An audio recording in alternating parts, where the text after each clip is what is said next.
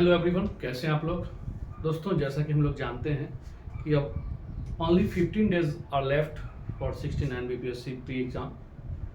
तो स्वाभाविक बात है कि ऐसे में जहन में सवाल उठता है कि लास्ट मोमेंट में क्या फोकस करें। दोस्तों, इससे पहले थोड़ा सा हम चर्चा करना चाहेंगे 69 बीपीएससी के रिगार्डिंग में कि 1/3 जो निगेटिव आया है उसके बाद जो प्री एग्ज़ाम देने जा रहे हैं तो कुछ चीज़ों पर आपको विशेष ध्यान देना होगा। तो इसमें सबसे पहला ये है कि जब 1/3 निगेटिव मार्किंग आ गया तो क्या करना चाहिए। सबसे पहले बात है कि क्वेश्चन अटेम्प्ट कितना करें, सेफ जोन क्या हो। कई सारे सवाल आते हैं, तो सबसे देखते हैं कि सेफ जोन जो है क्या हो सकता है। फिर दूसरा है कि क्वेश्चन अटेम्प्ट कितना करें, अटेम्प्ट कितना करें। दो ऐसे सवाल हैं दोस्तों। इसके अलावा कुछ और भी हम लोग चर्चा करेंगे, जैसे कि हमेशा देखा जाता है, जिसमें हम चर्चा करेंगे कि किन किन चीज़ों पर ध्यान दें, किन किन चीज़ों को आप अवॉइड करें लास्ट समय में खासतौर पर। ठीक है, तो what to try to avoid, इस पर हम लोग लास्ट में थोड़ा चर्चा करेंगे।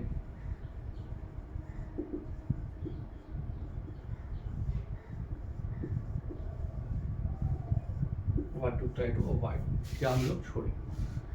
आज बात करते हैं कि पहले सेफ जोन या अटेम्प्ट वगैरह कितना है। दोस्तों, किसी भी पीसीएस एग्जाम के लिए जहां 1/3 निगेटिव है वहां 60% इज इनफ।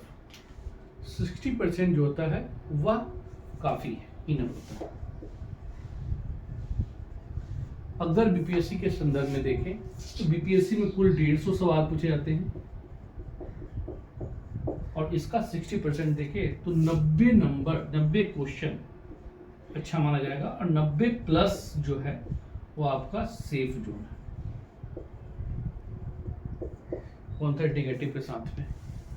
तो अब सवाल ये है कि 90 प्लस अगर सेफ जोन है तो क्वेश्चन अटेम्प्ट कितना करें।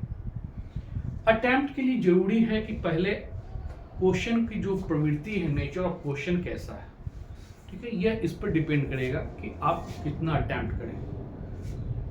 इसके साथ साथ अगर हम बात करें कितना क्वेश्चन कम से कम करें, तो जनरली लोग जो हैं 120 से 130 क्वेश्चन करते हैं। पिछले बार भी देखे होंगे 68 में भी कई सारे बच्चे हैं जो कि 120, 122, 125 करा और 2-4 नंबर से बाहर हो गए।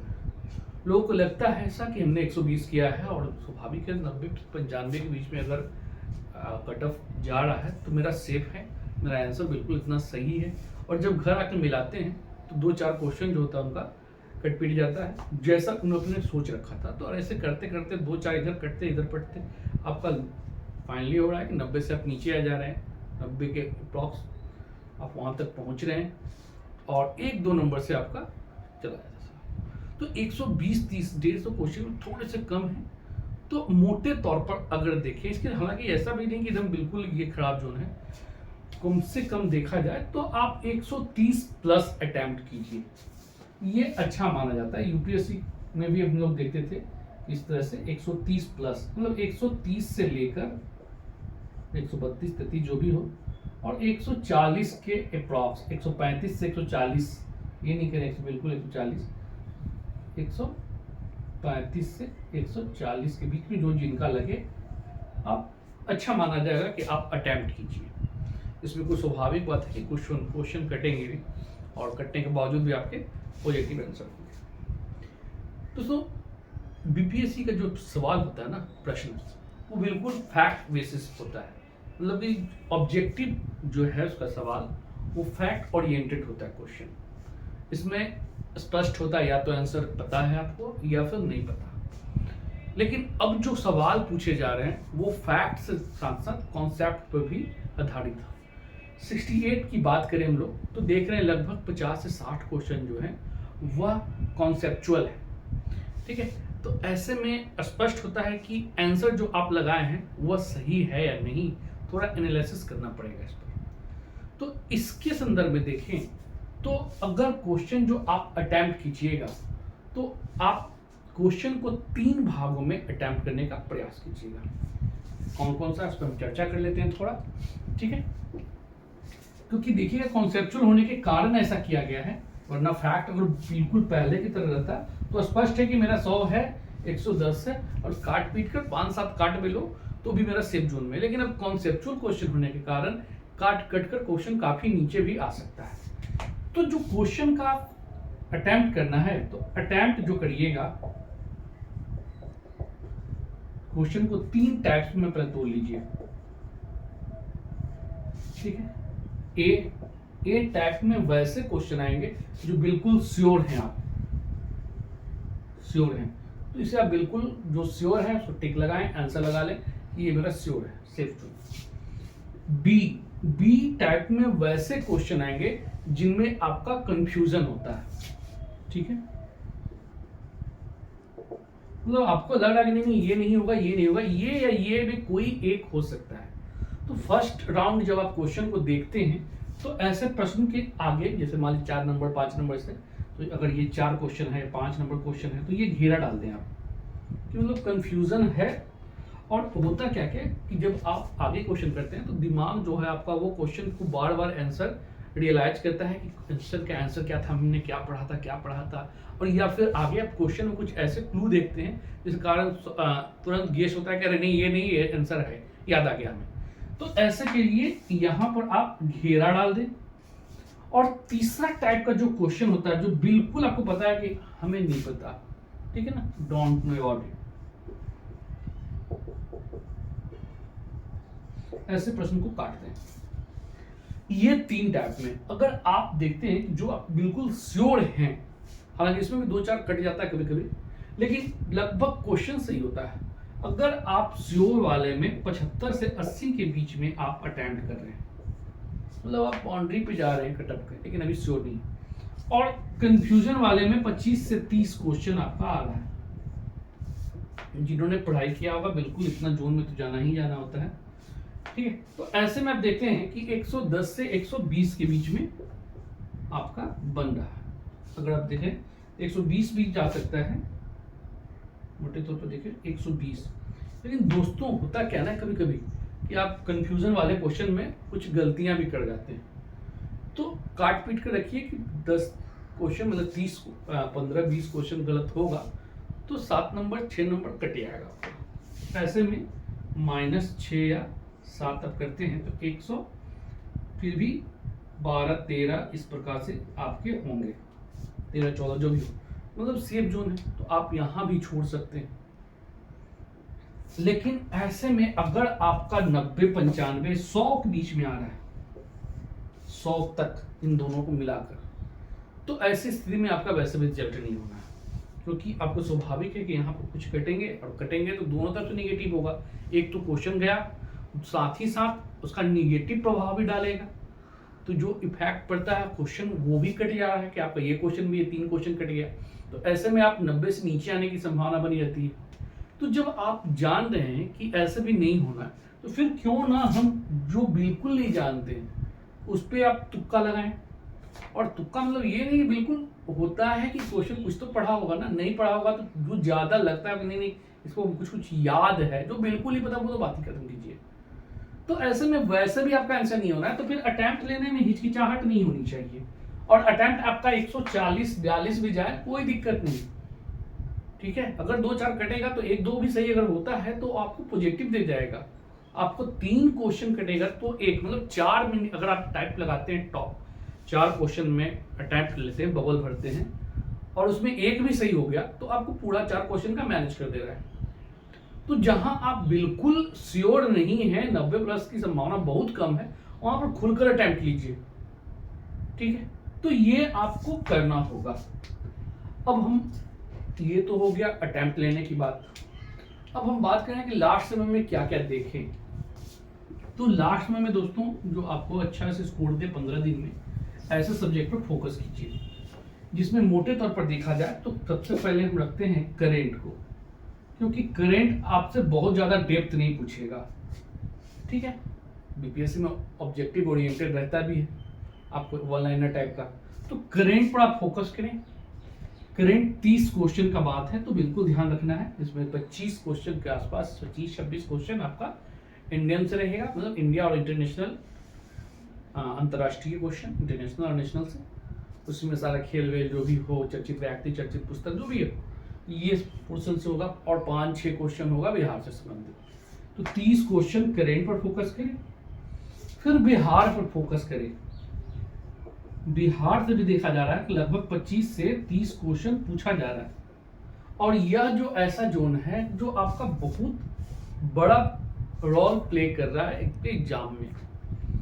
आप पूरे देखिए पॉलिटी पढ़ते हैं, आप पूरा इकोनॉमी पढ़ के जाते हैं तो 10 क्वेश्चन पूछता है। आप पूरे फिजिक्स पढ़ते हैं, केमिस्ट्री, बायो पढ़ते हैं तो हर सेगमेंट से 10-10 क्वेश्चन पूछता है।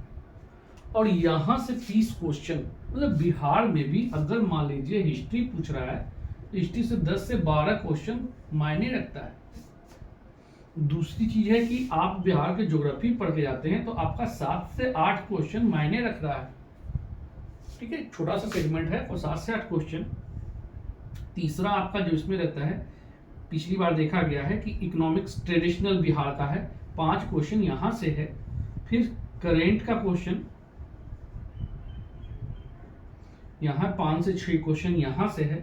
फिर कुछ ट्रेडिशनल टाइप का क्वेश्चन जो मुख्यमंत्री वगैरह, इसको पॉलिटिकल एरिया भी कह सकते हैं, मिसलेनियस भी कह सकते हैं, ट्रेडिशनल से भी 3 से 4 क्वेश्चन पूछते हैं। तो कुल मिलाकर 30 क्वेश्चन मायने रख रहा है। आप नया ना करने के चक्कर पे बिहार को देखें। और तीसरा जो क्वेश्चन है वह है modern history. Modern history last समय में मॉडर्न हिस्ट्री को अच्छे से फोकस करें, क्योंकि देखिएगा मॉडर्न हिस्ट्री विशेषकर 1857 के बाद से, 1857 से लेकर 1947 तक आप क्वेश्चन कीजिए, यहाँ से लगभग 10 से 12 क्वेश्चन पूछे जाते हैं। स्पेशली देखिएगा स्वतंत्रता संग्राम वाला जोन में, क्योंकि आपका सिलेबस में है भारत का इतिहास और राष्ट्रीय स्वतंत्रता संग्राम। तो राष्ट्रीय स्वतंत्रता संग्राम से बिल्कुल एक अलग सेगमेंट्स में पूछा जाता है। देखिएगा हिस्ट्री जो है 2 बार पूछा जाता है, एक तरफ पॉलिटिक एंशिएंट मिडेवल, कुछ मॉडर्न को होंगे तो होंगे, और बिल्कुल एक मॉडर्न का जो पार्ट है राष्ट्रीय आंदोलन का, वो अलग पूछा जाता है, क्योंकि हमारा सिलेबस में ही ऐसा मेंशन किया गया 2 बार। तो इन चीजों को ध्यान रखिएगा। इसके बाद जो कैंडिडेट साइंस बैकग्राउंड के नहीं हैं तो वो किसी खास टॉपिक, जैसे फिजिक्स वगैरह का कुछ पार्ट है, बायो का पार्ट है, इस पर आप हल्का फुल्का, केमिस्ट्री का पार्ट है, फोकस कर लीजिए। 3-4 टॉपिक जो इंपॉर्टेंट है, 5-6 टॉपिक उस पर, तो आपका एक सेफ जोन में पहुंचा देगा। आप इसी से लगभग 70-80 क्वेश्चन यहाँ से आपको करना है, तो आप एक सेफ जोन में आपको कर दे जाएगा। तो ये रहा लास्ट 15 दिन में क्या क्या करना है। अब हम बात करते हैं अवॉइड किसे करना है। ये बड़ा जरूरी है, क्योंकि नए जो बच्चे हैं ना, जो या फिर जो 1-2 अटेम्प्ट दिए हैं, वो आजकल यूट्यूब के ज़माने में कुछ चीज़ों पे भ्रम में रह जाते हैं, और जिसके कारण रिजल्ट रुक रहा है। हम लोग लगातार 15 साल से पढ़ा रहे हैं, तो इन चीज़ों को ध्यान में रख रहे हैं। लोग कैसे बच्चे दिग्भ्रमित हो जा रहे हैं और बाद में उनका जो एग्ज़ाम है वो गड़बड़ होता है, और फिर बाद में बात करते हैं कि सर हमसे ये बहुत बड़ी गलती हो गई। तो सबसे पहले देखिए किस चीज़ को अवॉइड करें। तो आप बिल्कुल कोई नया सेट, चाहे जिस संस्थान का हो या किसी प्रकाशन का हो, पब्लिकेशन का हो, अब बिल्कुल नया सेट नहीं लगाएंगे। अब न्यू सेट नहीं लगाना है। किसी का हो, फ्री हो, दुनिया फ्री ले जाए, वो क्वेश्चन आपसे बिल्कुल नहीं पूछेगा वो क्वेश्चन। समस्या सबसे बड़ी क्या आती है कि ये जो सेट बनाते हैं वो अपने अकॉर्डिंग चलते हैं कि बच्चे फंसे, और उसमें फिर आप अटेम्प्ट उनके यहाँ जुड़े, उनके यहाँ जो भी करें, गलत नहीं है, वो भी सही है। नए नए प्रश्न की प्रवृत्ति देखने को मिलती है, लेकिन कब, जब आपके पास समय हो। लास्ट समय में आप ऐसे क्वेश्चन देखते हैं और अपने आप को लगेगा कि यार हम तो कुछ पढ़े ही नहीं, क्वेश्चन ही नहीं बन रहा है, 50 आ रहा है, 60 आ रहा है, यार मेरा तो गया काम से। तो कॉन्फिडेंस लेवल लो हो जाता है, जिसके कारण आपके रिजल्ट प्रभावित हो जाएंगे। प्रीवियस क्वेश्चन लगाइए, बहुत अच्छी चीज़ है। कोई भी आप घटना चक्र का उठा लें, या फिर यूथ पब्लिकेशन का है, या बहुत सारी संस्थान जो अपने निकालती है, पब्लिकेशन वगैरह निकालती है, आप प्रीवियस ईयर का लगाइए। ठीक है, उनका एक लेवल होता है, उनका एक तरीका होता है प्रश्न का, कुछ ऊट पटांग क्वेश्चन नहीं पूछते हैं, बेस्ड होता है आपका एनसीईआरटी बेस्ड। तो ये चीज़ें तो आप पुराना सेट लगाएं, लेकिन नया सेट बिल्कुल नहीं लगाएं। दूसरा, आजकल एक दौर चला है मैराथन क्लासेस का। ठीक है ना, ये बिल्कुल आप इस पर ध्यान नहीं देना है। कोई मैराथन क्लास आपका काम नहीं आना है, आपका लास्ट का 10 दिन चला जाएगा, बर्बाद हो जाएगा। 24 घंटा, 15 घंटा, 18 घंटे का मैराथन क्लास कुछ नहीं समझ में आता 18 घंटे में। वो क्लास केवल उसी के लिए होगा जो बोल रहा है, जो पढ़ा रहा है, क्योंकि वो अपना पढ़ के आया और आप कहानी सुना रहा है। आप कितना देखिए, आपको लगता है कि हमने एक बार ओवरऑल देख लिया, लेकिन माइंड को चाहिए एक इंटरवल और एक समय अवधि जिसके कारण वो अपने आप को चीज़ को एडजस्ट करता है। आप लगातार जब पढ़ते हैं तो उसका कोई स्टोरेज दिमाग में नहीं होता, बस ऊपर ऊपर से निकल जाता है और कंफ्यूजन पैदा कर देता है। एग्जाम में जाते हैं तो लगता तो है कि पढ़ा है, लेकिन क्या क्वेश्चन का था, क्या कौन से पॉइंट थे, सारा उड़ गया। तो आप जो भी पढ़ें इतने दिनों में अपने आप पर विश्वास कीजिए और अपनी जो पढ़ी हुई चीज़ें हैं उनको ही रिवीजन कीजिए, उनको ही रिवाइज कीजिए। ठीक है। अब तीसरा चीज है कि कोई नया बुक नहीं लेना है। 2-4 कभी कभी देखते हैं कि क्या क्वेश्चन लास्ट में दिखा दिया कि फलाना आप नहीं जानते, और यार ये तो हम पढ़े हैं, आपको लगता है कहाँ से पढ़े, तो फलाने किताब से मैं भी ले लूँ। बिल्कुल नहीं करना है। जो आप पढ़े हैं, जो नोट्स बनाए उस पर विश्वास कीजिए, चाहे वो traditional subject history, geography, polity, economics, science वगैरह का हो, बिहार का हो, या फिर आपका करेंट का हो। करेंट का भी अगर नया बुक लेते हैं, फिर से आपको मेहनत करना होगा, और जो पुरानी बुक पढ़े हैं उसे एक बार और रिवीजन कर लीजिए, ताकि आपकी पढ़ी हुई चीज़ें हैं फटफट रिवीजन हो जाएगा। करंट के लिए दोस्तों आप इस चीज़ को ध्यान में रखना होगा, आपको करंट बुक या कोई भी मैगजीन वगैरह नहीं करना है, जो भी पुरानी है उसे ही पढ़ें। अब है बात कि क्वेश्चन पूछेगा जो करंट में, वो बेसिकली किस मंथ पर फोकस करना है। तो जो टीचर वाले एग्जाम देखिए दिए होंगे, उन्हें तो बहुत सारा चीजें एनालिसिस किया गया होगा कि अप्रैल और मई से क्वेश्चन भरा पड़ा था। आप जब आप सितंबर में एग्जाम देने जा रहे हैं 30 सितंबर में, तो किन किन मंथ का सबसे ज्यादा फोकस करना होगा। तो मंथ आता है आपका जून, जुलाई और अगस्त। आपको इन 3 महीनों पर सबसे ज्यादा फोकस करना होगा। अगर थोड़ा और सेफ जोन चाहते हैं, मई का देख लें, ठीक है। तो मई, जून, जुलाई, अगस्त, इन 4 महीने पर सबसे अधिक फोकस करना है। आप चाहें तो इसको 2 बार भी रिवीजन कर लें। आप जो पढ़ चुके हैं उसी बुक से 2 बार रिवीजन कर लें, 2 टाइम्स रिपीट करें इसे। लेकिन इसके अलावा जो पहले मैगजीन है, जैसे कि फरवरी हो गया, मान लीजिए कुछ लोग चाहते हैं फरवरी हो गया, मार्च हो गया, अप्रैल हो गया, उसका क्या करें, तो एक राउंड देख लीजिए फटाफट ऊपरी जो हाईलाइटेड मुद्दा है वो काफ़ी होगा। आप बजट देख सकते हैं, आप सर्वे देख सकते हैं, ठीक है, वन रिपोर्ट देख लीजिए, जनगणना देख लीजिए। तो ये सब टॉपिक है जो आपको कवर कर सकते हैं, तो कवर कर लीजिए सब। बाकी दोस्तों इन चीज़ों जो पहले बताया गया, क्वेश्चन अटैम्प्ट कैसे करें, क्या अवॉइड करें, किन चीज़ पर फोकस करें, इसको ध्यान में रख के तैयारी कीजिए, और उम्मीद है कि आपका एग्जाम अच्छा जाएगा। ठीक है दोस्तों, बेस्ट ऑफ लक। चाहिए बढ़िया से एग्जाम देके आइए, फिर मेंस में हम लोग चर्चा करेंगे आगे कैसे रणनीति हो, क्या क्या पढ़ें, कौन कौन सी चीज़ें इंपॉर्टेंट है, मेंस में क्या क्या नया आया है, क्या करना है, इन सभी बातों के साथ। तो ठीक है, जल्दी ही मिलते हैं नेक्स्ट वीडियो के साथ। Okay, thank you.